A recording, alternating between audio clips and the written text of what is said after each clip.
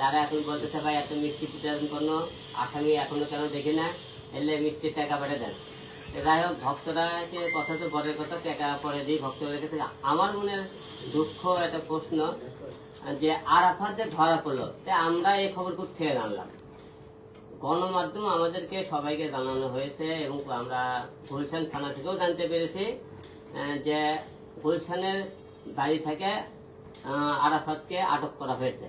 আমরা সন্ধ্যে পর্যন্ত যখন 3-4 ঘন্টা এটা নিয়ে আমরা সারা বাংলাদেশে হয়েছে, সবার টার্গেট তাকে আছে আরাফাতও মনে করেন কোর্টে কখন নেওয়া হবে।